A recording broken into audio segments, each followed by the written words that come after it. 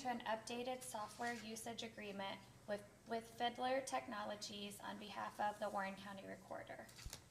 This is, I talked to Recorder Oda. This is actually, there's no cost to it. It's just updating and adding notary public fraud alerts to our software protection.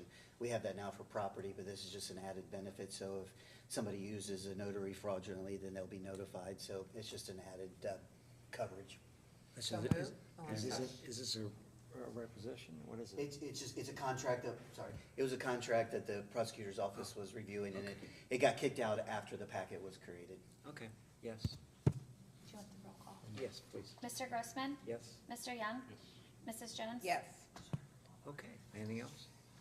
That's all I have. All right, Mrs. Stoutberg, is he here? Yes, he is, right there.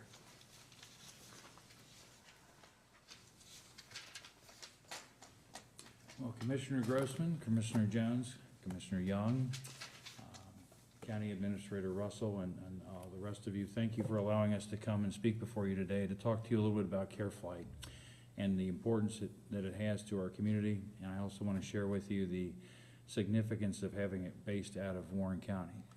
Mike, can I just stop you for a minute? I just wanted to, for the record, recuse myself from this part of the agenda because I have a conflict. Thank you. Okay, in that does she have to leave the room, Bruce? Should have to leave the room. Okay, very good. So she may not participate in discussion or voting. That's fine. That All makes right, and I did not give to your program in order to keep myself able to vote for this. sense. Okay. Go ahead. Appreciate that, thank you. You're gonna hear from Amanda McClure, who is standing here next to me. Amanda is our System Vice President of Emergency Medicine and therefore has CareFlight as a part of her overall responsibilities within Premier Health and Atrium Medical Center. CareFlight is a service that was started over 40 years ago. It's had a base here in Warren County for since Atrium opened, and it's actually getting ready to have some expanded capabilities. The helicopters that are based here, as well as other places, are going to ultimately have its maintenance hub here at the at the Warren County Airport as well. I keep wanting to say Green Tree, and it's off of Green Tree Road. So we have a couple things that I think are interesting as we've developed the Atrium Medical Center. We have nearly 1,200 employees that actually work for us in Premier Health. There's a number of other contract employees and other folks on our campus that total at nearly 500 additional souls that work at our hospital. We create a yearly spend of about $2.7 million with other Warren County businesses. We have a payroll that works out to $88 million a year to our county. And one other thing that I don't think a lot of people realize is that we purposely developed 3 buildings on our campus that are for-profit, and so we're actually producing about $500,000 a year in property tax. And so, including the medical office building that is truly attached to the hospital but has the tower on it, and so that's additional help to the county, and again, was done intentionally. With that, though, I think the most important thing we want to share with you is the service that it provides and what it does for our community members. I can share with you that I guarantee that everybody knows somebody who's flown on CareFlight, but due to HIPAA rules, I'm not allowed to share who those folks are. There was one very public story. It was in the papers, and I can reference it, that there was a Clear Creek Township police officer who was shot, unfortunately, in the face. If emergency medicine and CareFlight was not able to land and get him to the hospital, he almost assuredly would not have been here with us. And we were just talking to some of our friends in Clear Creek recently about that particular transport. So with that, I'm going to let Amanda tell you a lot more about the helicopter and some of our plans, and we'll try to stick within our time limits as well. I'll come back at the very end to wrap some things up and take questions. Amanda? Thank you. Well, good morning. I think, is this connected to this, the slide presentation? Okay, perfect. And there we go. Perfect. Thank you, Mike. That was a great introduction. I'm Amanda McClure, the Vice President for Emergency and Trauma Services at Premier Health. I've been with Premier Health for about 25 years. And I'm really honored, actually, to share a little bit with you about CareFlight. As Mike said, most of us know someone who knows someone. There's about 2 degrees of CareFlight instead of the 7 degrees, that you might get with a lot of other points of contact. The program began in 1983.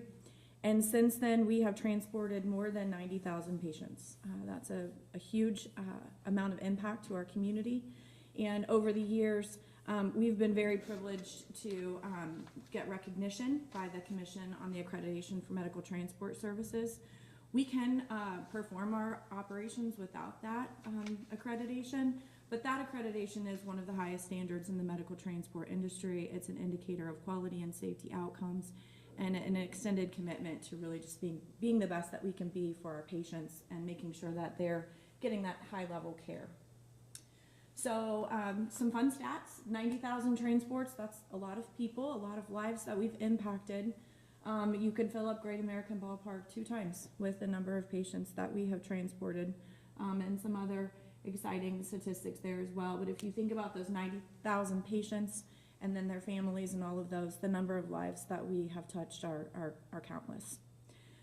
So currently we have 3 aircraft and 4 mobile bases that are distributed throughout really southwestern Ohio,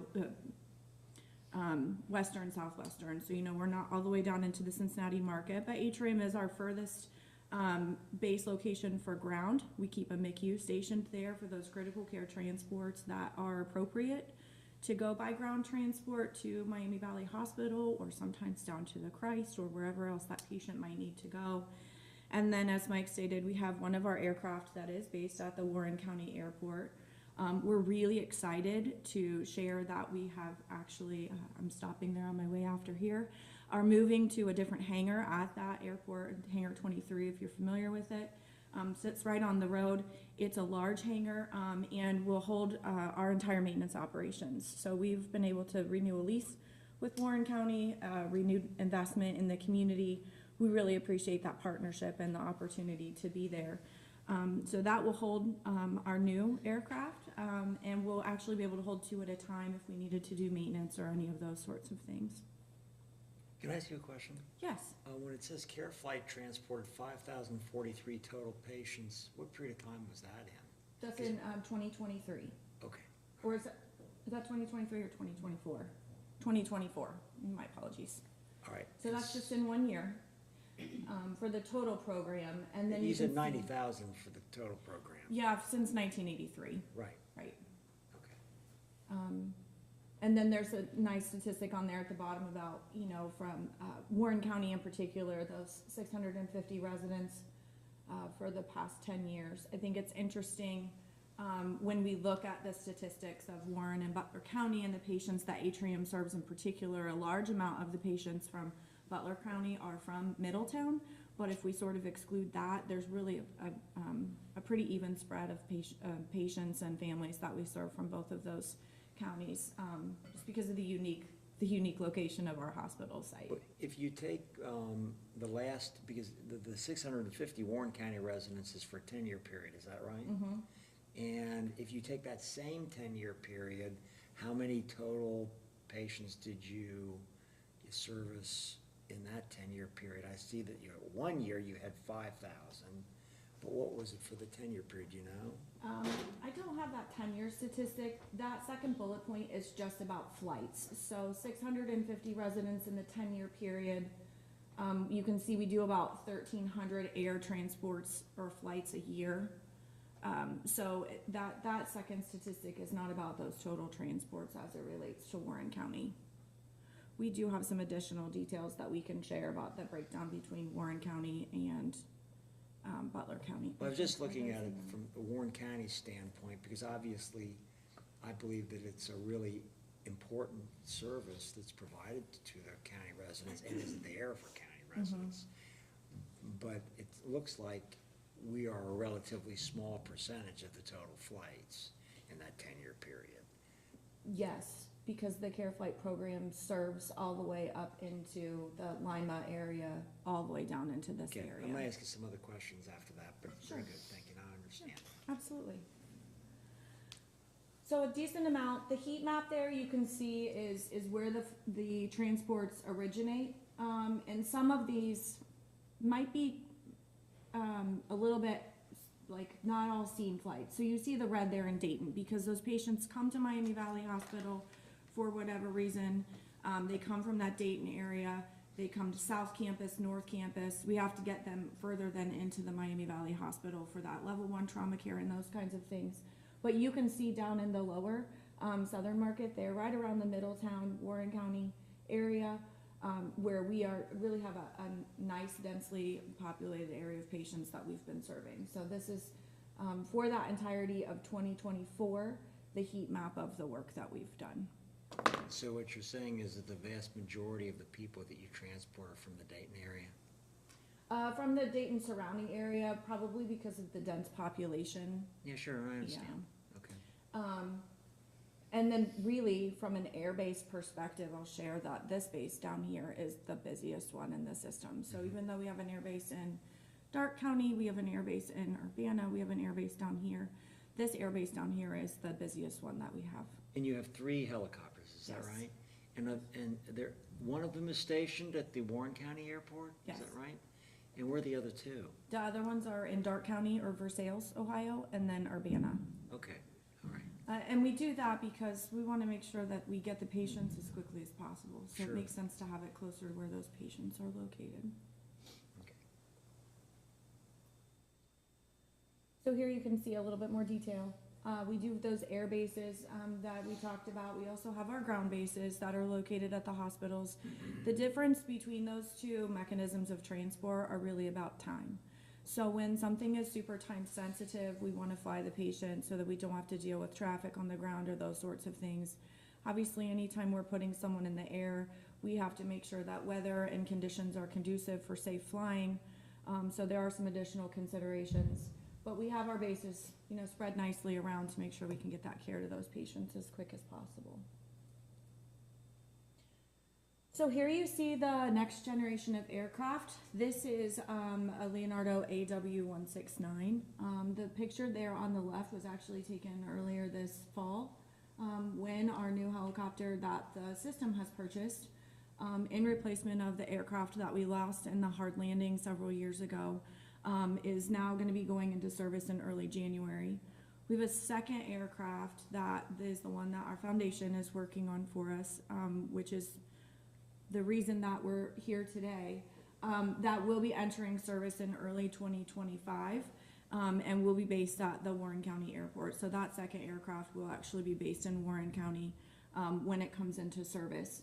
So this aircraft really is hands and elbows above anything that we have in our program right now. Our oldest aircraft is 32 years old by this point, which doesn't seem old, but most of us, unless we've done some intense work to it, don't drive 32-year-old vehicles. We tend to send them in much sooner than that. So with this aircraft, we're able to maintain our mission, which is the ability to transport 2 patients at a time if we would need to, for distances up to 150 miles and beyond the Miami Valley hospitals. So if we draw a big circle, that's sort of our service area that we want to be able to cover without having to stop for fuel along the way and further delay care for those patients. So we have 2 engines. This is important, I think, because if you've paid attention or know anything about what's going on in aviation, you see a decent amount about helicopter accidents. Oftentimes those are single engines where the single engine fails. So with the second, the 2 engines, that offers us another layer of safety and protection. Should something happen, we at least have that second engine to rely upon to get our crews and our patients to a safe place. We also have some pretty updated and high-tech avionics, which is the pictures on the right-hand side of the screen. The left of those 2 pictures is the new aircraft. The right is the old aircraft, and if you can see, there are lots of dials and knobs in the old aircraft, and the new aircraft actually has a lot of screens, touch screens, uses something called synthetic vision that incorporates GPS information into what the pilot can actually see so that they can make sure that there's another set of eyes, if you will, to help them understand what's going on in the environment around them. So there's lower workload for our pilots where they're not having to think about knobs and all of these things, but also they have another set of eyes in those advanced avionics for safety. We also have what our team is most excited about, which is called APU mode, and it's that alternate power unit. So right now when we land, we have to wait for the rotor to stop turning, we have to power down the engines, really to create as safe of an environment as possible. Sometimes we will do what's called a hot offload, where we are offloading a patient with that rotor turning. Obviously, you have to duck. There are some safety implications for that. And we do that because we want to get that patient someplace quickly. When we're at a scene, so an accident happens, we've landed at a scene, we're working with local EMS to clear that patient, we oftentimes will turn the rotor off to not have a bunch of debris and things flying around, and improve the safety there. We can actually keep one engine going with this new aircraft, but have the rotor blade off. That then allows us to have that improved safety, but allows us to have those faster up times when it's time to get that patient moving and into the air. So advanced safety feature, but also allows us to do things in a quicker way. And then we also have it's a larger cabin. So it's a larger cabin. It allows for folks to do their work in a bit of a bigger environment. It's still not very big, but obviously if we're taking care of those most critical patients, things like CPR, or having to make sure that they have an airway that is getting the oxygen that they need to their body, takes a little bit more room and maneuvering. This gives our team the opportunity to do that in a bit of a more comfortable way. So we're really excited to bring this aircraft into our fleet. We will actually, at the end of the day, have a plan to have 3 aircraft that are identical in the interior, so that our crews are operating in the same environment. If you can imagine, you're taking care of a very critical situation, you don't want to have to stop and think, where am I and where is this thing in this particular vehicle that I'm working in? So by, I would say, middle of second quarter 2025, we'll have a pure fleet of these aircraft across our area, and we'll really be able to have that high level of performance for our teams with the improved safety. Our pilots are excited. It's been a really awesome recruitment opportunity for us as well, because they're flying something that's new and innovative. Okay, so when you're saying you're gonna get more of these, you have 3 right now, correct? So we operate 3 Dauphines right now. The Dauphine is an Airbus product. It's an AS365. They are obsolete. Airbus does not make them anymore. They're not supporting them technically anymore. And it's very difficult to get parts and keep them in service. So you're gonna replace So them? we're replacing the 3. You're gonna replace them with the Leonardo or something like that? Yes, So you're gonna then, when you replace them, you'll still have only 3, or you're gonna have Yes. more than that? we will only have 3. Okay, very good. And maybe I can see that Mr. Stopper is about to come up here again. Please ask your question. Yeah, okay. I just don't want to interfere with your presentation. So if you look at the number of flights, is the only, when you took the Warren County residents in the last 10 years, but that was just for the Warren County-based helicopter, that didn't account for the other 2, correct? Okay. Do you want me to go back to that slide? No, that's okay, I remember it. So and by the way, have we previously made contributions to Atrium or Premier for any of the helicopters? I can answer that.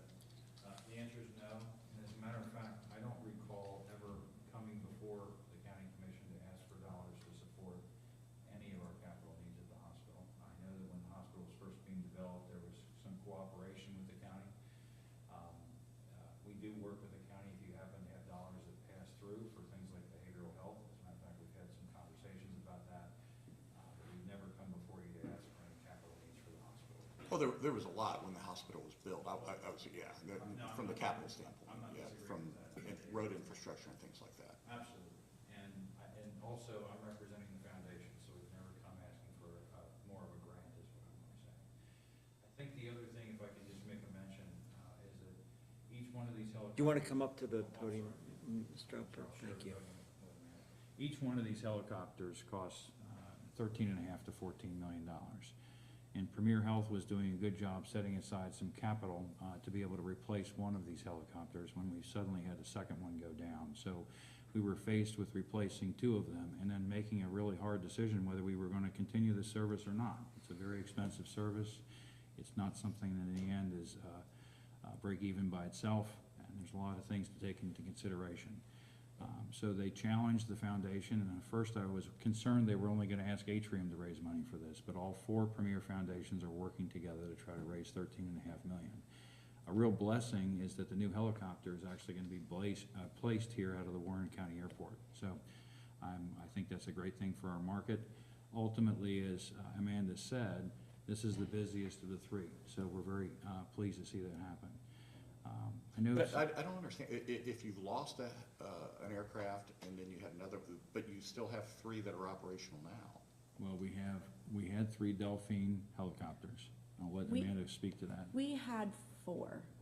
So several years ago, we were a 4 aircraft program. The 4th air base was located at Miami Valley Hospital.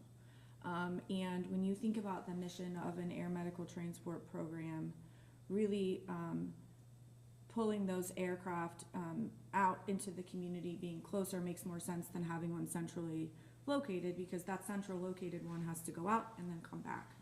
So we had 4 aircraft. We had capital plans to purchase a replacement for our oldest aircraft, which is the one that I was talking about earlier. And then we lost one in the hard landing. So we worked with our current vendor, and we're using a loaner aircraft to make up for our 4th aircraft for the better part of a year for our program. And then really took a hard look at what our business model was, where we were doing our work, what other companies and transport organizations are doing around the country, and really took that flagship base away, because really it was a pretty display at our main hospital, and it wasn't the best place for our resources. So we, about a year and a half ago, reduced our program size to 3 aircraft, where we then maintained the 3 peripheral bases to the hospital. When you have an incident with an aircraft being damaged, you don't have insurance for that? That aircraft was a total loss, and yes, we did have insurance. It happened a bit before I entered into this position, but it certainly, insurance didn't cover the extent of everything that we would have hoped for, and did not give nearly the funding that we would need to purchase new. That aircraft was several years old, and yeah. If So I can speak to that, it was insured at a depreciated rate, and so it was actually 25 to 30 years old, so. Yeah, well, most insurance operates that way unless you get replacement cost, and you Right. could probably have chosen that. Right. But let me go back and understand how this whole air care, which seems like a great program, Mhm. and certainly if you've got a loved one that needs help right away, I mean, you don't value something based upon dollars and cents, you want to save their lives. But are there other programs, but I'm assuming that other hospital systems have something like this? Yeah, so University of Cincinnati operates an air program called UC Air Care. And so they operate mostly in the Cincinnati market. They made an adjustment to their operational plans a couple of years ago. Similarly to what I described, where we shrunk to 3 bases, they took their 3 bases and actually decreased the hours of operation. So they further limited that resource, even for their market. And with most of these programs, they are the ones that are associated with hospitals are put in place to support the patients of those hospitals. So UC Air Care is predominantly a service for University of Cincinnati. There's also a company in the Columbus area. It's a consortium company that is a cooperative agreement between Ohio Health and Ohio State. It's called MedFlight of Ohio, largely serves the Columbus area. They have 1 airbase in Preble County, which is on the far, western side of the state. Really, all I'm interested in, to maybe focus my question, is what air care services are in our area, in southwestern Ohio? So you said there's one at UC. UC Air Care is it? And that's it? And there's no other private service that does this type of thing? Not for In this area? emergencies, no. So it's really just you all and UC, and they've got how many helicopters? 1 or They have more? 3. 3 as well? And then Cincinnati Children's is preparing to open a base in January. That will be for the Cincinnati Children's patients. So they will do the isolates, those boxes. Well, I sometimes had babies, yeah. an experience with my father who was air cared from Mercy in Fairfield down to UC And would that have been UC's helicopter then that did that? Likely, yes. Okay, and I just didn't know. And how does it, I mean, obviously, I wouldn't imagine that you all, or you tell me how you do this. So you go pick somebody up, and you immediately are identifying what their needs are, I guess, on the flight itself, and where you go. Is it like, oh, our helicopters are Atrium Premier or whatever, therefore you go to Atrium and Premier, or you deliver it to the hospital that has the best services? So for example, I don't know what, I mean, I was on Atrium's board for 16 years, and so forgive me for not knowing all these answers, but you know, if you have a real neurological trauma, one of the best hospitals is down at UC. So do you choose where to take a place, not based upon your system, but the best place to deliver the patient? So it depends. When we respond to a scene where we're supporting EMS, we have to, by the state EMS rules, we have to take the patient to the closest hospital that is most appropriate to provide the level of care that patient needs. So if we're responding to a trauma, and that patient needs level 1 trauma care, we have to take them to the closest level 1 trauma center. So Okay, even if we're but responding you for only, that. but when you're called in, you have a territory, is that right? No, not necessarily. So, it's a little nuanced, but I'll try to keep it as brief as possible. Let's say the initial call goes to UC Air Care, and they can't respond. They're busy doing something else. We would be their backup, and we would respond to an EMS supporting call. In a hospital situation, which it sounds like your father was at a hospital, was at a hospital. The physician providing care for your father in that hospital would work to determine where the most appropriate place was for that patient to go, for your dad to go, to receive whatever type of care he needed.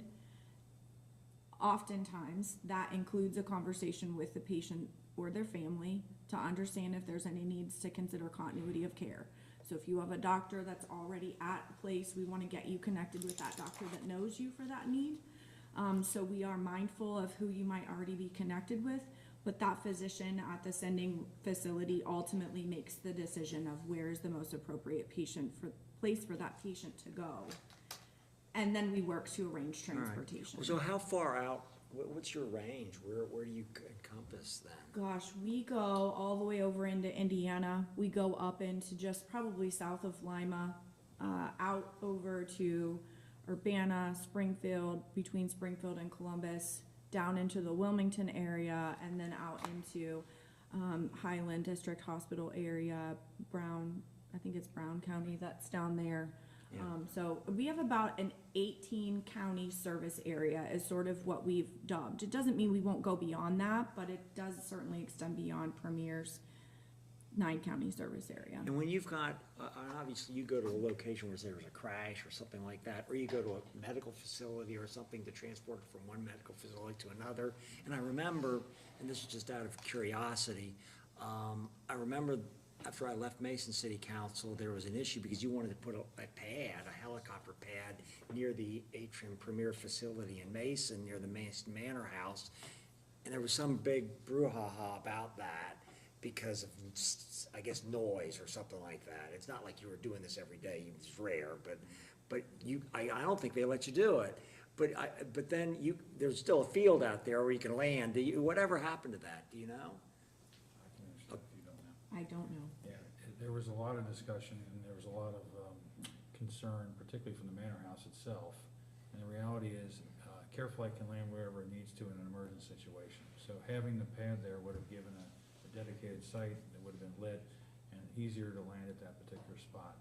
So Air Care did land there a few different times after that, but I think the concern was that it was gonna come in and come out on a very regular basis. Oh, I know, it That wasn't the to do intent, that. But that's what happened. And then ultimately, that pad was never built. Right, it wasn't. As a Okay. matter of fact, we cordoned off part of the parking lot to have a landing spot for All right, so now I want to go focus on, so this is the first time you've come to us, but you're going to other jurisdictions to get help as well? I can speak to that, yes. Actually, we started in Middletown. We realized that with the need to have the 2 helicopters replaced, we wanted to go to the city that we sat in, and then our intention was to actually come here to the county that we sit in. We have had a chance to talk to a number of other municipalities. They're interested. They understand the connection to the first responders. The Association of Police Chiefs and Fire Chiefs all understand this. They're providing some support to us. As a matter of fact, several of them have letters. The Health District for Warren County endorsed this. But what we found out is that that extension of the first responders is actually very real. And so we're providing this opportunity to make sure that we can continue to have that. And Tom, I may have gone off what your original question was. What was your original question? No, I mean, you're fine. So I was asking, the question I asked you when you started answering was whether any other jurisdictions, governmental jurisdictions, That's what I didn't were come back approached by, you had approached to get some, so it may, whether it be Lebanon or Mason or something like that. Absolutely. And to answer that question very directly, Middletown supported us with $450,000. Okay, and you're asking us for $1 million, We're is that asking right? you for $1 million.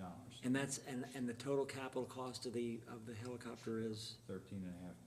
Okay, and with regard to operational costs, when you do a care flight for someone, is that a chargeable event? In other words, if an ambulance goes out and picks somebody up, or EMS or whatever, or you guys pick up somebody on an air flight, do you charge the insurance company or Medicare or for that type of service? It's part of the hospital bill for those patients. So if the patient is never coming into Premier Health, it would be billed just as the transport to that patient's insurance company. Most of the time, that bill is protected by what's called the No Surprise Act, which was some federal legislation put in place several years ago to protect people from unexpected charges that might occur as a result of an emergency. And so in those cases, we take what the insurance company reimburses us and we carry on. With a hospitalized patient, because of the way our service is organized, it's a department of Miami Valley Hospital, technically from a billing perspective. And so oftentimes that charge for transportation is billed as one of the line items for the entire care for that patient. Most of the time, not always, those things are paid in a bundled payment. So we get one amount of money, and that's what we get to cover whatever care we provided. So historically, because obviously you can only look at what your past experience is with your charging, is your charging something that just covers the operational cost, or does it also help to defray the original capital costs and of the helicopter? So I'm not the content expert, but our charging mechanism is really one that is a point relevant to what Medicare or CMS will allow. So for a particular sort of thing, Medicare or the Center for Medicaid Services has a fee schedule. This is Because their I'm not really allowable. asking that question, I get that, you're Yeah, capped by that. so then we will charge something that is relative to that. Yeah, but So- I'm wondering whether if that charge, taking your historical look, whether that's covered your operational costs only or helps to defray the cost of original purchase, that's all I was really asking. If you know. For a second, is that okay? You can. And the reason why I I'm think- asking that question is because in the future, you got a $13 million aircraft. You're gonna have to maintain it, you gotta pay pilots, you gotta pay insurance, there's all sorts of stuff you're paying for. And then obviously you're accounting for all that. And I'm just wondering, is the cost structure of this such that you will get in the future the money both operationally and for the capital costs, or you don't really know? And that's why I was asking, because you don't know in the future necessarily, but you can look in the past to know how that worked out. If we look at CareFlight by itself, Yeah. critical care transport. It's a negative thing, probably. Yeah, it does not make money for our organization, it costs money Right. for our organization. Well, it's a great service that you're providing, and I want it to be provided. But the reason why I'm asking you those questions, I'm taking a look at, it looks like we are the major entity that's being asked to give a grant from a public entity for this particular aircraft. And the other thing you've gotten is maybe from Middletown, I don't know if they committed to about $500,000, is that right? That's right. And then other than that, there isn't anybody else that you're really, Well, there's a lot of people we're talking to. As a matter of fact, we've got. I'm talking about governmental entities. No, that's fair. Our intention was to talk to all the governmental entities throughout Warren County and then ultimately go over to Butler. What we're finding, and I fully expected this to happen, is that as we go through our marketplace, people are asking, okay, we're glad that Middletown stepped up. That provides us a start that you sit in Middletown. We can't really go to Butler County because they're gonna ask us what Warren County did. And so we hope to go over and talk to Butler County. We've talked a little bit with Lebanon and Mason and Deerfield Township and Clear Creek, and we're talking soon with Springboro. We have had no negative responses from anybody. They're all interested. The fire chiefs, the police chiefs are supportive. We're talking to the administrators and the mayors and the council members, but they also want to know, is Warren County supportive of this? So your support helps halo our success in trying to raise some additional dollars from the other municipalities, not just in our county, but also in Butler County. And so, and I don't want to call it just a chess game, but it is a little bit of a chess game. And so that's intentionally why we started in Middletown. They asked us the same question, who else are you going to go to? And we said, we have to start here. And so, and that's why we came to you. And so when we look at the $13.5 million in an investment on a capital piece of equipment that has a 25 to 30-year lifespan, and in a growing county, we felt like it was a reasonable amount to put before you, and we certainly would be very grateful, and I know it will propel our success in trying to raise the rest of the dollars. Okay. David, you have any questions? I don't wanna interrupt it sounds like you were coming up and, is that your? No, I just wanted to answer that question, because that's one. Happy to answer any questions you have. Bruce, legally, I know we're confined on who we can give money to. Are we allowed to give money to a foundation? Yeah, there's a statute on point, it's 307.691. It allows the Board of County Commissioners to give financial assistance to a nonprofit corporation that provides ambulance services, emergency medical services, or even non-emergency transport services. So it's expressly, typically when we enter into an arrangement like that, we have a cooperative agreement between the county and the donee to make sure that that statutory parameter is satisfied, and then allows us to audit them to make sure that it is satisfied. So we would have to prepare paperwork for us to approve of this, that you would go back and prepare for us, is that right? You can approve it, and then we would have the cooperative agreement, or you can wait for a cooperative agreement. They're pretty simple, basic forms that we use in all these type transactions. I think that was from staff's perspective, is we just wanted to get the guidance of the board, and then we would paper up something if there was something to paper up. Yeah, I mean, from my perspective, number one, I appreciate what you do. I mean, it's critically important when the hospital was built, fairly in the middle of that 20 years ago or whatever it was, and it's a big deal. That was our first hospital. Now, a lot of people want to come to Warren County, but if I remember correctly, you were our first one that actually had a hospital inside of the county, and that was a big deal. So we've always appreciated the relationship, and we appreciate the work that you do, in particular for county residents. I mean, it is critically important in the critical world. That's what it is. I mean, from my perspective, it's not surprising there's only a couple of players, because these flights are terribly expensive, and they're rarely called out. I mean, it's what, $40,000 for a flight a lot of times? That is not, I don't know our exact charges, but they're not 40, they're somewhere close to about 23 or 24,000. Okay, so 20,000, Yeah. something like that. Still a lot of money. Yeah, it's a lot. And then you're bound by whatever the insurance company will actually reimburse you. You know, if you're transporting the closest level 1 trauma center, it is what it is. That's your only piece of revenue. If you take them to your hospital, then potentially you're getting more out of that, but then you don't know exactly what the reimbursement's going to be. So the economics are what the economics are, but it's interesting that you don't make money, at least break even with those types of figures. So this is just outside the norm of what we typically do. I mean, not a little bit outside the norm, a lot outside the norm. You know, we're always involved with capital or roads or things like that, hey, how do we support something? How do we do a tax incentive? How do we really encourage a certain behavior?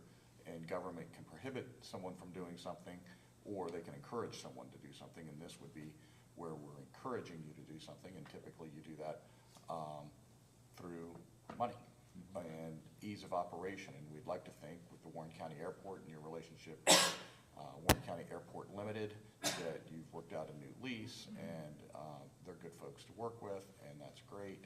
So now it's just a question of, do we think it's an appropriate use of general taxpayer dollars to go into a specific item like this? Just for reference, I don't know if this is helpful, I don't wanna dive into a whole nother can of worms.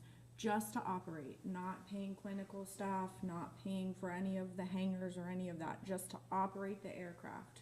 It's about $5,000 per flight hour. And I think David's question is focused on a different topic, because we are always concerned about doing something that's within our core set of responsibilities as a entity.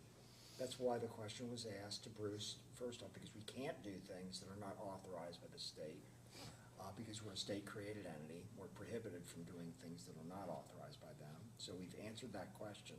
Then I look at another general question, I think that Commissioner Young was driving at, which is, what is a governmental purpose for this? And, well, governments do this kind of thing all the time. Not with helicopters, but they have ambulance services and EMS services, and we go and we send our fire vehicles, we send our EMS vehicles and our ambulances to people's homes, pick them up, and we deliver them to hospitals. So getting people from an accident or from their home or from any location to a hospital and to a caregiver that can deal with their medical needs is a well-recognized government duty and service that the public has long paid for through their tax dollars. And the question that therefore I have is this enhanced service, which is being provided by you, of value to our residents who pay us tax revenue through real estate taxes and sales taxes. 60% of our sales taxes actually come from other people outside of our jurisdiction. But the value to this service, I believe, is obvious. And I think it is a government service that is typical that we do provide for. And so I appreciate Commissioner Young's questions, because I think it's on point that we have to answer both the legal question, do we have the legal right? And then second, is this the type of thing that fits within the scope of government service that we should be providing? I mean, we're a very conservative county. And $1 million is a big amount of money. It's a substantial amount of our budget. But then this is gonna be something that's gonna be going on for 25 to 30 years. I mean, I look at the number of flights that you've done total, and that's why I was asking you about the 10-year figure, because I see 653 over 10 years for Warren County, and I was wondering, well, what percentage are we of this? Because it sounds like one might think, well, we're a pretty low percentage, but maybe that's not true. Well, but I mean, when you're talking about it's only 60 residents per year, well, it doesn't seem like that much unless it's you or your family. And then that's a very big deal. And then it's a big deal because it could be life and death. Yeah, and my point is, that's where I was kind of going down this path of, can we do it, and then should we do it? And clearly, there's a governmental purpose in transporting people to the hospitals. However, that's not a county level activity. That is political subdivisions, city, townships, villages, they all have their own emergency management folks. We don't, at the county level, we don't have a fire department.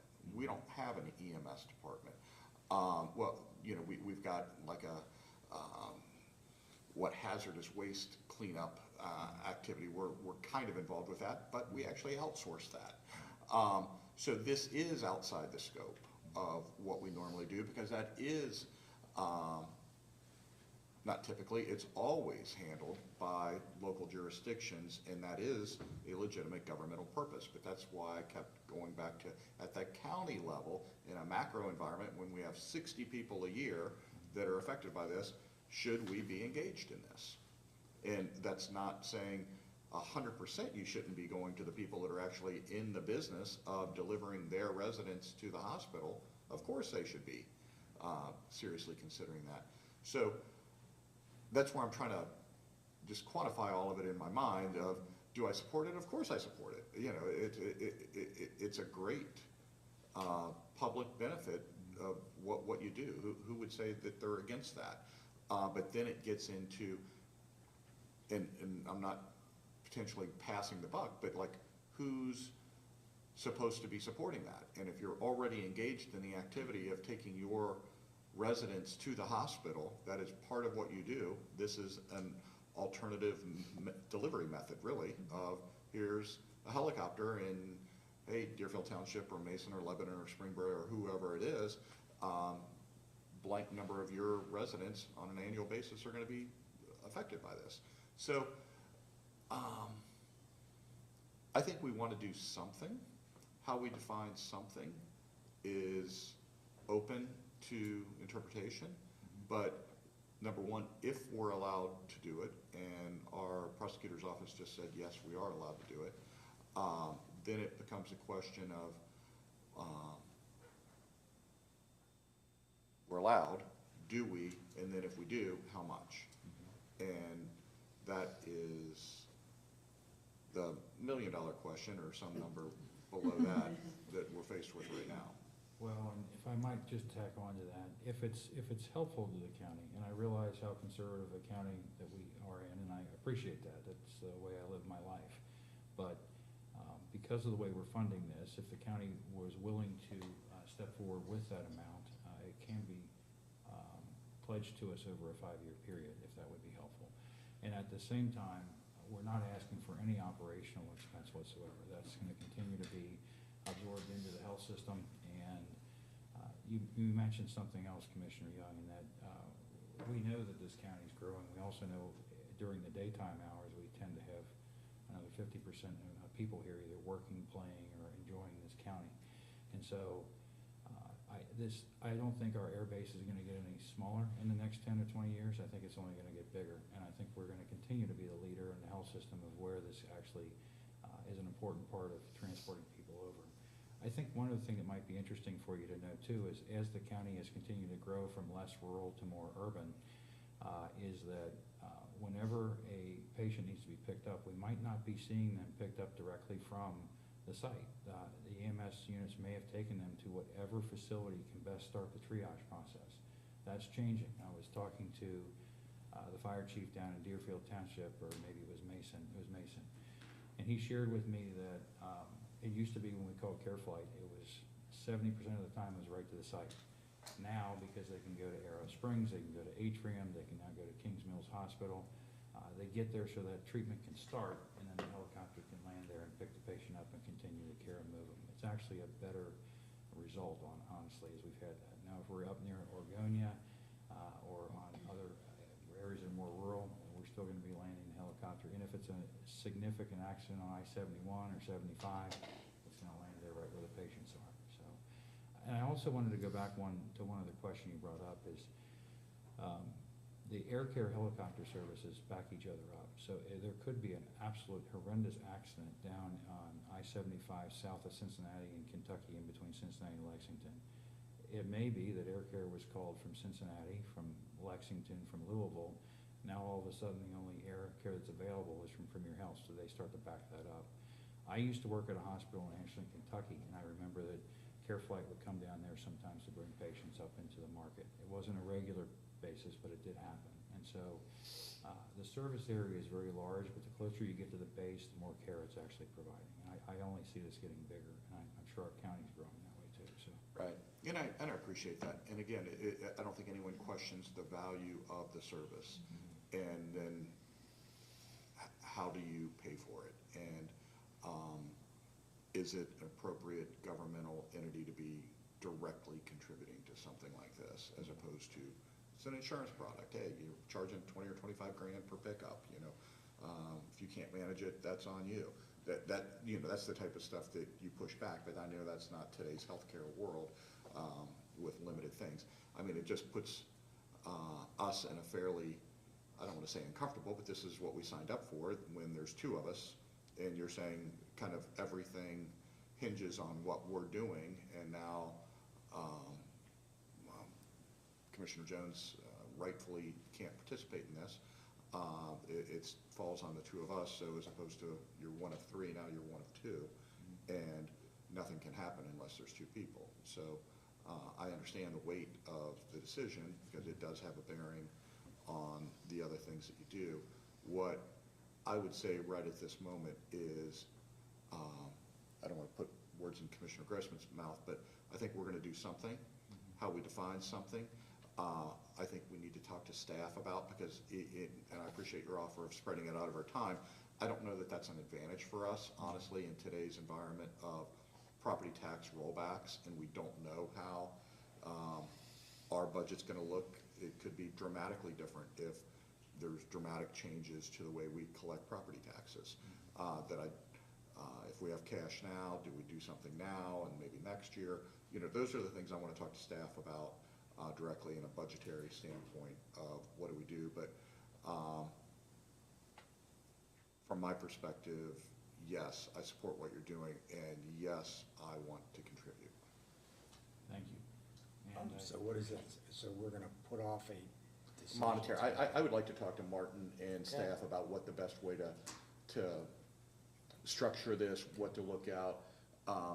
Yeah, you know, there's gonna be a range. I mean, it's not gonna be 50 grand. You know, so there's something above here all the way up to $1 million, and how that looks, but we'll do something. We appreciate that, and I want to assure you that your support is absolutely going to have a cascading effect as we talk to the other municipalities. We heard from every one of them asking if we've spoken to Warren County. I'm just sharing with you what we heard. Yeah, I know, and again, I got that point, which is why it makes it even more weighty that literally, if one person wants to do it and one doesn't, wait, you know, am I killing it for everybody, you know, kind of a thing, and I don't want to be in that position. Well, I certainly appreciate all your support. Thank you for listening to our case about why we were asking for support, and do you have any other questions for us? We're happy to answer. So when will we? Right away, I would say you'll know by next week. Okay, Okay, good. Appreciate it. Thank you so much. Thank you. Have a great day. all right, thank you so much. Merry Christmas. Okay, do we have a motion to go into executive session? I move that we go into executive session for sale or Oh, wait. acquisition. This is a brochure on this, or? This is just information for you. Okay, great, thank you.